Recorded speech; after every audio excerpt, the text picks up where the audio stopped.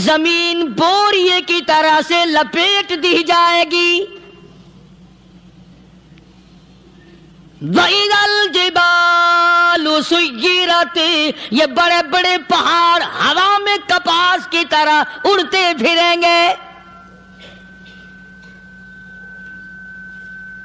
تمام کے تمام علامات قرآن کریم بتا رہا ہے. اور آج مسلمان ہے، میں خود ہوں، آپ ہیں، میں قسم کھاتا ہوں کہ ہمیں خدا کے کلام پہ یقین کوئی نہیں.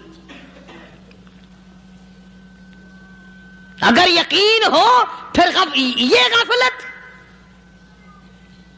صحابی مدنی کریم صلی اللہ تعالی علیہ وسلم کا ساری رات کروٹیں بدلتا ہے.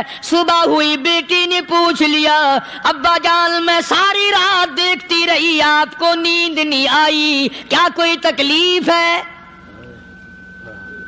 دیکھنے والی بیٹی کے بھی قربان جاؤں، بے چین ہونے والے ابا کے بھی قربان جاؤں. آخر بیٹی بھی جاگ رہی ہوگی تبھی تو دیکھا ہوگا. کہنے لگے ابا میں نے ساری رات کروٹیں بدلتے دیکھا، کیا بات ہے آج نیند کیوں نہیں آئی؟ فرمایا لختے جگر او نور نظر، او میری بیٹی کل قرآن کریم کی ایک آیت سن کے آیا ہوں، ثم لم یتوبوا فلہم عذاب جہنم ولہم عذاب الحریق.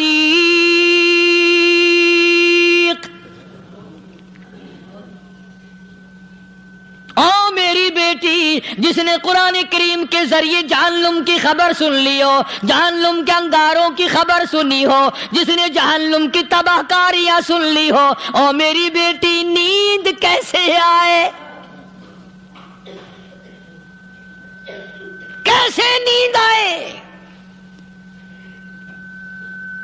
امام شافعی رحمت اللہ علیہ اتنے بڑے جلیل القدر ولی کامل ہیں، وقت کے امام ہیں، پرہیزگار متقی ہیں. اپنی بیٹی کو فرمانے لگے لختے جگر تیری آنکھیں بگڑتی چلی جا رہی ہیں، میں دیکھتا ہوں تو ساری رات نیند نہیں کرتی، ساری رات سوتی نہیں، مصلی پہ کھڑی ہو کر قرآن پڑھتی رہتی ہے، تو کچھ نیند کر لیا کر، آنکھوں سے محتاج ہو جائے گی. عرض کرنے لگے ابا جان نیند آتی ہے، بستر پہ لیٹ جاتی ہوں، آنکھ لگنے کو ہوتی ہے، فوراً میرے دل میں خیال آتا ہے شافی کی بیٹی تو نے تو بستر سنبھال لیا، صبح تیری نہ معلوم زمین کے اوپر ہوگی یا لاکھوں من مٹی کے نیچے ہوگی.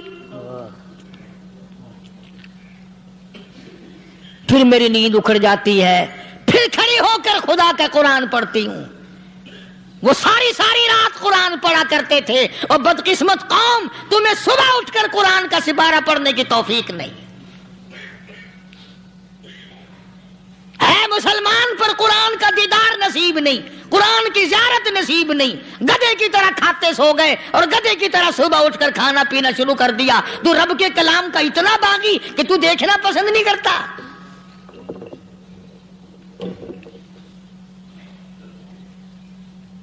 اور دنیا کی چیز اگر گھر میں نہ ہو، ٹھنڈے ٹھنڈے سانس مارتے ہیں عورتیں بھی. ہاں جی اپنی زمین کوئی نہیں نا، اپنی ہاں جی مکان اچھا اپنے پاس کوئی نہیں، فلاں چیز اپنے پاس کوئی نہیں. کبھی کسی نے ٹھنڈا سانس مارا کہ ہم 10 آدمی یا گھر کے ایک آدمی بھی قرآن پڑھنے والا نہیں، ہم سارے کے سارے پتہ نہیں کیسے اکٹھے ہو رہے ہیں. اگر دل میں عظمت ہو، ڈاکٹر ہو، افسر ہو، وزیر ہو، آخر ہے تو انسان، ہے مسلمان، ہے مدنی کریم صلی اللہ علیہ وسلم کا امتی، پھر قرآن سے اتنا دور کیوں ہے؟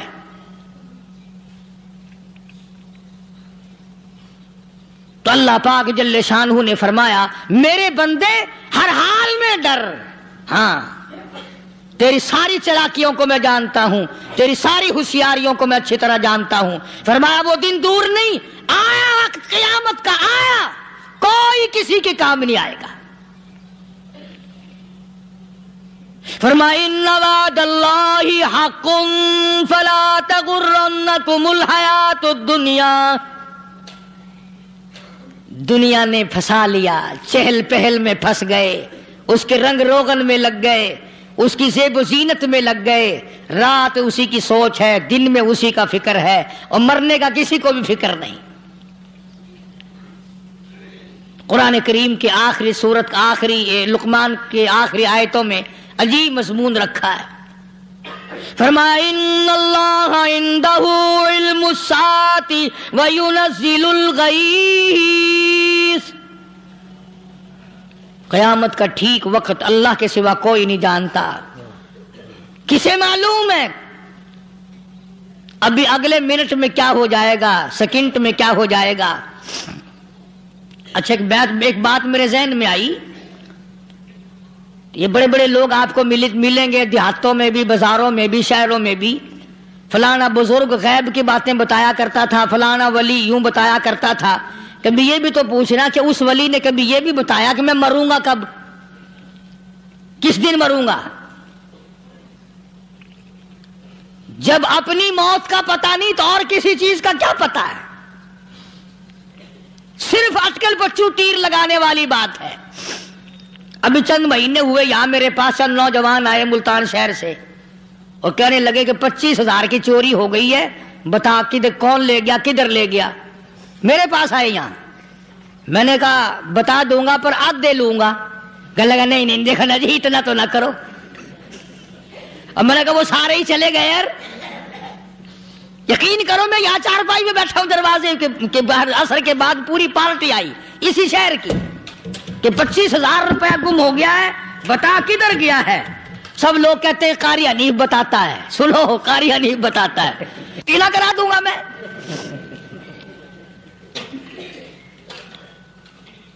جتنا میں نے انکار کیا میرے سر ہوتے چلے گئے. اخیر میں نے بکواس کر دی. میں نے کہا اچھا بتاؤں گا پھر آدھے لوں گا. کہنے لگے نہیں. تماشا دیکھا یعنی اندازہ لگاؤ کہ ہم شہر سے سن کر آئے ہیں کہ قاری حنیف چوریاں بتاتا ہے. اللہ غنی. کس کو معلوم ہے کہ ابھی کیا ہو جائے گا؟ اللہ پاک نے کسی کو نہیں بتایا. فرمایا ان اللہ عنده علم الساعة وینزل الغیث.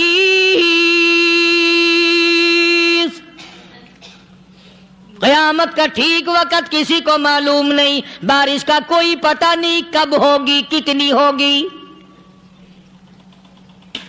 تم ابھی کہہ رہے ہوگے کہ جی محکمہ موسمیات والوں کو پتہ چلتا ہے. ان 3 مہینے میں یہ محکمہ موسمیات والے کئی دفعہ کہہ چکے ہیں کہ بندہ باندی ہوگی مگر کچھ بھی نہیں ہوا. بلکہ جتنے یہ زیادہ بتلاوے نا اتنا ہی موسم خراب ہوتا چلا جاوے.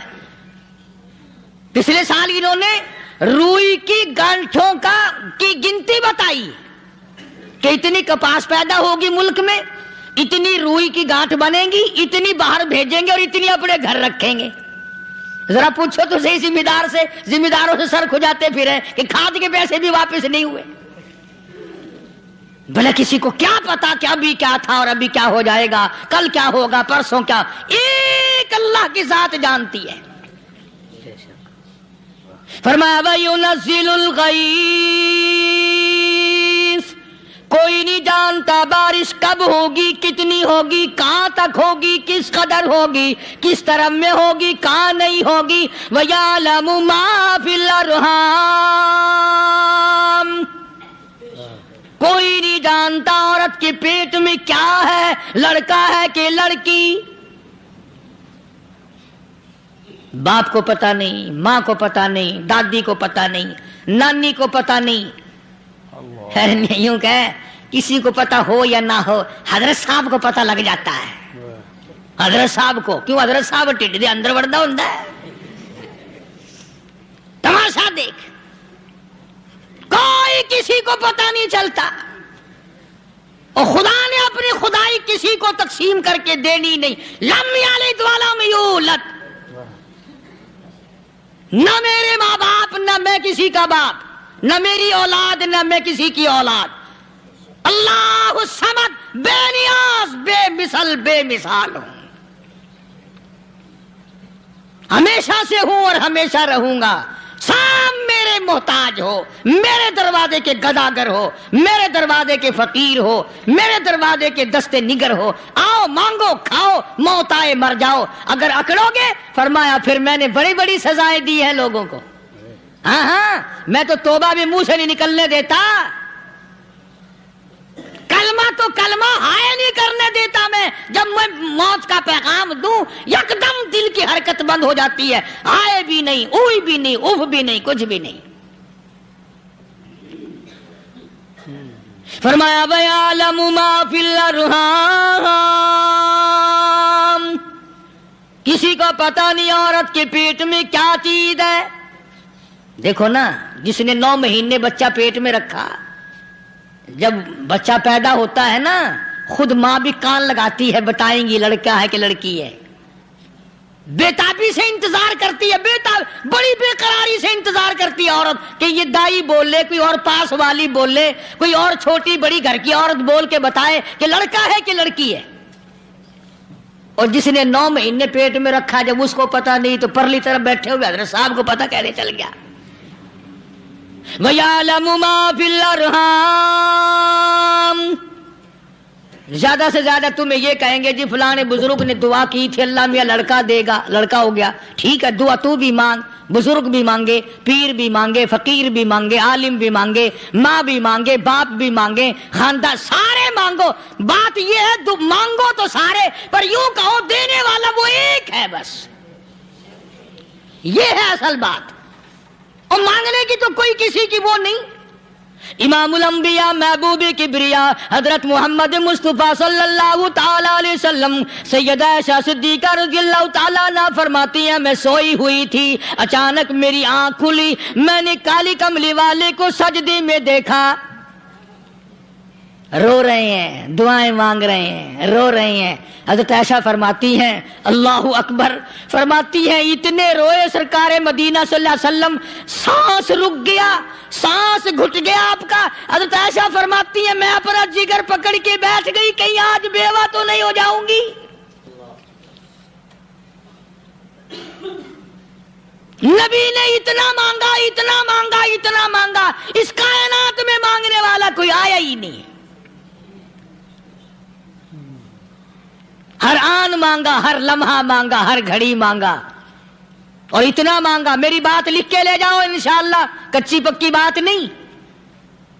سیدہ عائشہ صدیقہ رضی اللہ تعالیٰ عنہ گواہ ہے، سیدہ فاطمہ الزہرا رضی اللہ تعالیٰ عنہ گواہ ہے، نبی کی گھر والی گواہ، نبی کی لخت جگر نوری نظر فاطمہ الزہرا گواہ، فرماتی ہیں حضور کریم صلی اللہ علیہ وسلم کا جب آخری وقت آیا، آواز بالکل ختم ہو گئی، آواز بالکل پست ہو گئی، پھر بھی لب حرکت کرتے تھے، لب حرکت کرتے تھے، دونوں کی دونوں فرماتی ہیں ہم نے کان لگایا، آواز تھی ربی حبلی امتی، ربی حبلی امتی، اور میرے مولا میری امت کو معاف کر دے۔ اور خدا کی قسم کالی کملی والے نے آخری سانس تک مانگا ہی مانگا۔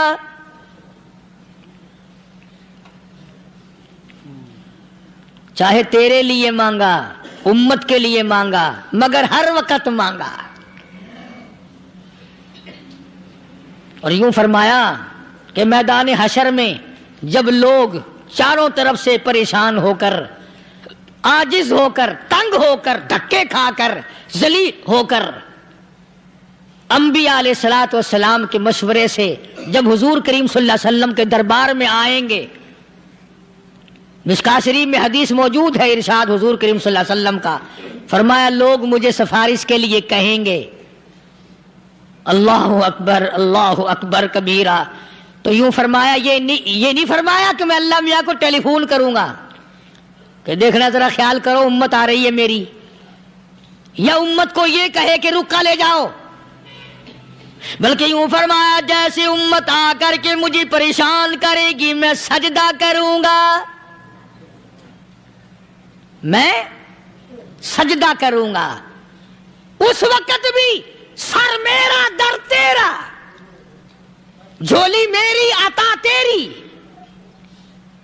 اور حدیث پاک کا اگر مضمون پڑھ کر دیکھو سارے مضامین حل ہو جائیں۔ یوں فرماتے ہیں خود حضور کریم کہ میں اتنا لمبا سجدہ کروں گا اس وقت قیامت میں، اتنا لمبا سجدہ کروں گا کہ 7 دن 7 راتیں کا وقت 1 ہفتے کے برابر وقت لگ جائے گا، میں سر سجدے سے نہیں اٹھاؤں گا۔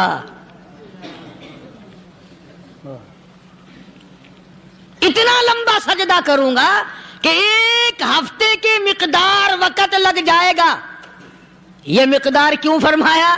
قیامت کا دن ہے نا، دن ڈھلنا نہیں، چھپنا نہیں، رات آنی ہی نہیں، رات تو ہے ہی نہیں نا، اس لیے فرمایا 1 ہفتے کی مقدار دن لگ جائے گا، وقت ختم ہو جائے گا پورا ہفتے کے برابر. اس کے بعد اللہ پاک مجھے فرمائیں گے ارفع راسک یا محمد صلی اللہ علیہ وسلم، میرے محبوب سر اٹھاؤ،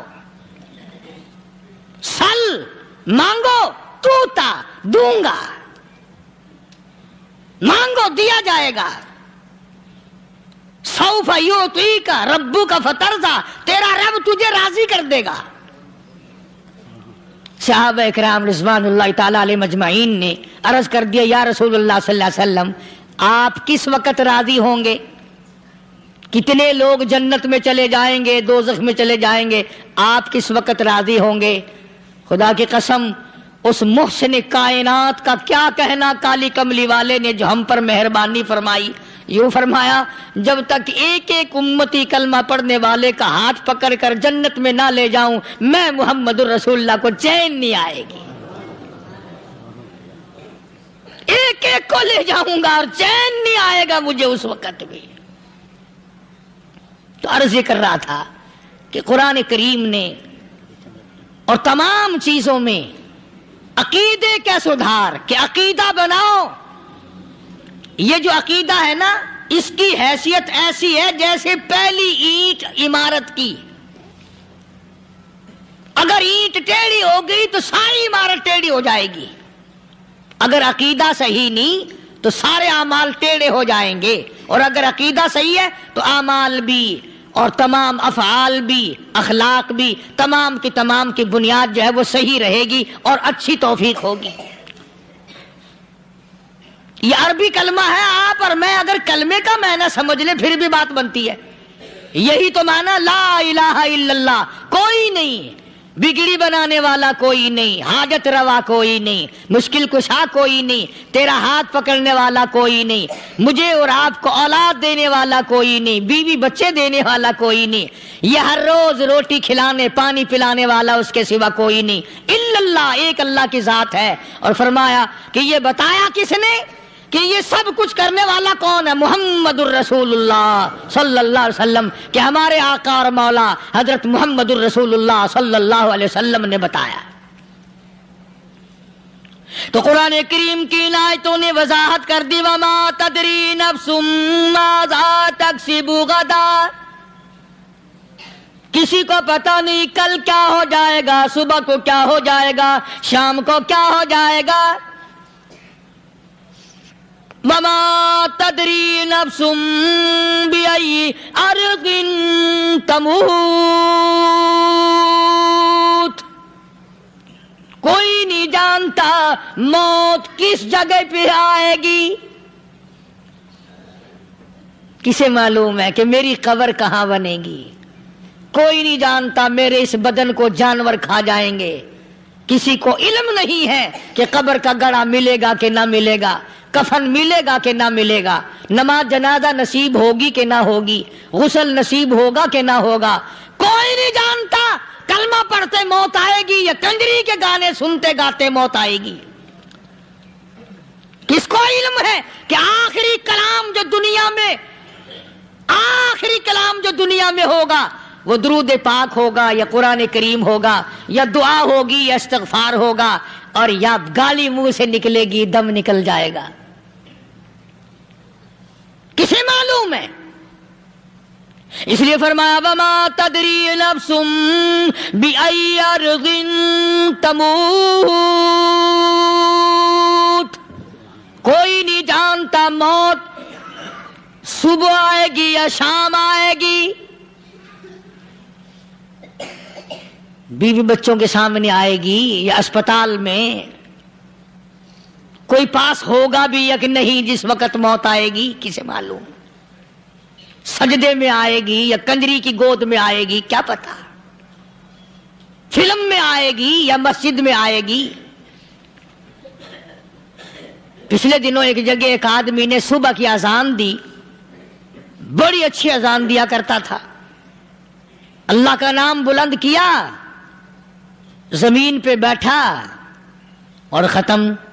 فجر کی اذان دی. جو سنے انہوں نے کہا یار ابھی تو اذان دی تھی. بس اللہ کی طرف لوگوں کو بلایا اور خود دنیا سے رخصت ہو گیا. ہاں کسی کی موت یوں بھی آیا کرتی ہے، کسی کی سجدے میں آ جاتی ہے، کسی کی مراقبے میں آ جاتی ہے. اللہ اکبر. کسی کی نماز میں آئے، اللہ کی طرف دھیان لگے ایسا لگے کہ لگی جائے وہ چلا ہی جائے. ہمارے استاد محترم مولانا عبد الخالق صاحب رحمۃ اللہ علیہ یا کبیر والے میں تھے، بہت بڑے عالم، جید عالم، سمندر تھے علم کے. بس صبح کی نماز کے بعد مراقبے میں بیٹھے اللہ اللہ کر رہے ہیں. بس جیسے اتحیات میں بیٹھتے ہیں نا، اسی طریقے سے بیٹھے تھے. دن چڑھ گیا. بھتیجے نے آ کر کے کہا حضرت ناشتہ تیار ہے. جواب کوئی نہیں. پھر کچھ دیر کے بعد آیا کہ حضرت ناشتہ تیار ہے. جواب کوئی نہیں. اور دن چڑھ گیا. ہاتھ لگا کے دیکھا کہ حضرت تو پہنچ گئے اللہ کے یہاں. کس حالت میں؟ ایسی اللہ اللہ اللہ سے لو لگائی کہ اللہ ہی کے یہاں چلے گئے. اور ان اللہ والوں کے پاس اس نیت سے لگا کرو میری آخرت بن جائے، میری قبر بن جائے، میرا آخری کلام جو دنیا میں ہو وہ کلمہ ہو، استغفار ہو، درود پاک ہو، قرآن کریم ہو. پھر تو مزہ ہے. اور اگر ہائے ہائے ہائے ہائے کرتے مر گئے تو کیا ہوا؟ فرمایا ان اللہ علیم الخبیر، میں خدا کی ذات تمام چیزوں سے واقف ہوں. مجھے تو پتا ہے نا، تیرے ایک ایک سانس کا پتا ہے، تیری رگ کے ایک ایک خون کے قطرے کا مجھے پتا ہے. اس لیے کہا کرتا ہوں کہ عادت ڈال لو درود شریف پڑھتے ہوئے چلنے پھرنے کی، کلمہ کلام پڑھتے ہوئے چلنے پھرنے کی، استغفار کرتے ہوئے چلنے پھرنے کی. پہلے زمانے میں جب ٹھوکر لگتی تھی تو لوگ سبحان اللہ کہتے تھے، اللہ اکبر، استغفر اللہ. اب گالی منہ سے نکلتی ہے، اب گالی منہ سے نکل رہی، گالیاں بکتے ہوئے لوگ مر رہے ہیں. حضرت معاذ بن جبل رضی اللہ تعالیٰ عنہ مدینہ پاک میں بیمار ہے، آخری وقت ہے. صحابہ کی ایسی ایسی موت آیا کرتی تھی. چاروں طرف جتنے گھر والے بیٹھے ہیں، اماں بھی، بیٹی بھی، گھر والی بھی، بہن بھی، بھائی بند بھی، قبیلہ بھی، خاندان بھی. مدینہ شہر ہے، کالی کملی والے کا شہر ہے. حضرت معاذ بن جبل کا آخری وقت ہے. چاروں طرف بیٹھنے والے بھی تلاوت کر رہے ہیں قرآن کریم کی، خود معاذ بن جبل بھی تلاوت فرما رہے ہیں. اچانک حضرت معاذ رضی اللہ تعالیٰ عنہ رونے لگے. روئے حضرت معاذ. یہ وہ جوان ہے جس کو رخصت فرمانے کے لیے یمن کا گورنر بنا کر کے بھیجا حضور صلی اللہ علیہ وسلم نے. حضور صلی اللہ علیہ وسلم اس کو روانہ فرمانے کے لیے کئی میل پیدل تشریف لے گئے. ہاں حضور کے صحابہ. تو معاذ بن جبل جب رونے لگے تو گھر والوں نے پوچھا کیوں؟ کوئی بیٹھا ہوگا نا. کہنے لگا ڈر گئے، موت سے ڈر رہے ہو، موت سے ڈر کے رو رہے ہو. حضرت معاذ کہنے لگے نہیں، موت سے کیا ڈرنا، میں کیوں ڈروں موت سے، اس نے تو آنا ہی آنا ہے، میں نہیں ڈرتا. انہوں نے کہا پھر رویا کیوں رو رہے ہو؟ اللہ اکبر. صحابی کہتا ہے میرے دل کی تمنا میرے دل میں رہی، میری آرزو پوری نہ ہو سکی، میری حسرت میرے دل میں رہی، میرا شوق پورا نہ ہو سکا، میری آرزو پوری نہ ہو سکی، میری تمنا پوری نہ ہو سکی. بستر پہ موت آ رہی ہے اس لیے رو رہا ہوں. اے کاش رمضان کا مہینہ ہوتا، میں روزے دار ہوتا، گرمی کا موسم ہوتا، مجھے سخت پیاس لگی ہوتی، کفار سے مقابلہ ہوتا، میدان جہاد اور جنگ ہوتا، میں کئی کافروں کو قتل کر دیتا، پھر وہ مجھے قتل کر دیتے، میری زبان کاٹ لیتے، میری اللہ کے یہاں پیشی ہوتی، میرا رب مجھ سے پوچھتا معاذ دنیا سے کیا لایا. میں عرض کرتا الہی بولوں کیسے، تیری راہ میں زبان کٹا کے آیا ہوں اور روزہ رکھ کر آیا ہوں، تیرے محبوب کے حوض کوثر کے پانی سے روزہ افطار کروں گا. کہتا اس لیے رو پڑا ہوں کہ بستر پہ موت آ رہی ہے. ڈر کس چیز کا؟ یہ نہیں ڈرا کرتے تھے. حضرت ابو ایوب انصاری سب کہہ دو رضی اللہ تعالی عنہ. اللہ اکبر، کتنا بڑا مقدرہ والا جوان ہے. مدینے پاک میں حضور کریم صلی اللہ علیہ وسلم نے اسی کے یہاں ڈیرا لگایا. آخری وقت ہے، بیمار ہے ابو ایوب انصاری. مدینے سے صحابہ جنگ کے لیے چلے. آؤ صحابہ کی تمنائیں دیکھو. ہم جتنے بیٹھے ہماری تمنا تو یہی ہے نا، کاروبار بڑھ جائے، مکان دکان کا ساز و سامان بڑھ جائے، یہ مل جائے وہ مل جائے، یہ ہو جائے وہ ہو جائے. ابو ایوب انصاری بیٹھے ہوئے دیکھ رہے ہیں صحابہ سواریوں پہ پیدل تلوار نیزے تیر لے کے چلے. ابو ایوب انصاری کہنے لگے کہاں چلے ہو؟ کہ جہاد فی سبیل اللہ کے لیے. کہنے لگا مجھے بھی لے چلو. سمجھ رہے آپ سارے؟ فرمایا مجھے ساتھ لے چلو. کہا کمال ہے، بیمار آدمی اور جنگ میں بیمار کا کیا کام ہے، کیا کرو گے؟ نے کہا مہربانی کرو، احسان کرو مجھ پر، مجھے ساتھ لے کے چلو. خدا کے بندے بیمار ہے، کرے گا کیا میدان جہاد میں؟ کہنے لگا تم تو بیمار کی بات کر رہے ہو، مجھے ساتھ لے چلو اونٹ پہ ڈال کر. توجہ کرنا ذرا، آخری بات میرے یاد آئی ہے، بتانے لگا ہوں. ابو ایوب انصاری حضور کا میزبان مدینے والا کہتا ہے میں بیمار ہوں، مجھے اونٹ پہ ڈال کے لے چلو، اور اگر میری راستے میں موت آ جائے پھر بھی میری لاش کو ساتھ لے جانا. جہاں کفر اور اسلام کا جنگ ہوگا، مقابلہ ہوگا، اس میدان میں میری لاش کو پھینک دینا. شاید کسی مجاہد کی سواری کا پیر میرے اوپر آ جائے، میں بھی قیامت میں اللہ کے حضور میں کہوں گا یا اللہ تیرے میدان جہاد سے اٹھ کے آیا ہوں میں بھی. اندازہ لگا ابو ایوب انصاری کی تمناؤں کو دیکھ، حسرتوں کو دیکھ.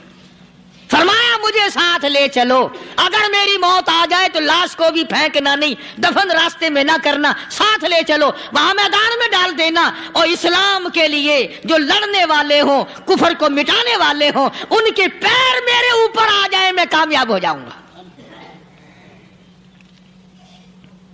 ایک تم ہو جو مسجد میں جھاڑو دینے سے بھی آر کرتے ہو، صف بچھانے میں بھی تمہیں شرم آتی ہے، صف اکٹھا کرنے میں بھی تمہیں شرم آتی ہے، ادھر ادھر کوئی چیز کرنے میں تمہیں کیا معلوم ہے جس وقت قیامت کے دن ان شاہی درباروں کے خادموں کو انعام ملے گا نا، پھر ٹکرے مارو گے، او ہو لو بھائی کمال ہو گیا، ہم تو یوں ہی رہ گئے.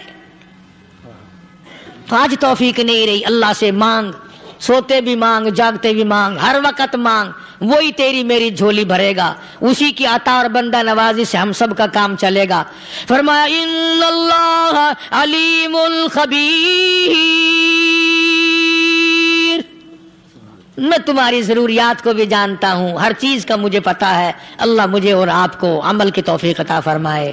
اللہ پاک اپنے فضل و کرم سے ہم سب کو اپنے بندے بنا لے، عقائد اور اعمال کی درستی فرما دے، مرتے وقت ایمان کی دولت عطا فرمائے. وآخر دعوانا الحمدللہ رب العالمین. دوستو، امید کرتا ہوں کہ آپ حضرات نے اس بیان کو پورا سنا ہوگا. بیان کیسا لگا کمنٹ میں ضرور بتانا، اور اپنے دوستوں اور رشتہ داروں کو شیئر ضرور کرنا. اللہ تعالی ہم سب کو اس بیان پر عمل کرنے کی توفیق عطا فرمائے. تو دوستو پھر ملتے ہیں اگلی ویڈیو میں. جب تک اپنا خیال رکھیے، ہمیں دعاؤں میں یاد رکھیے. السلام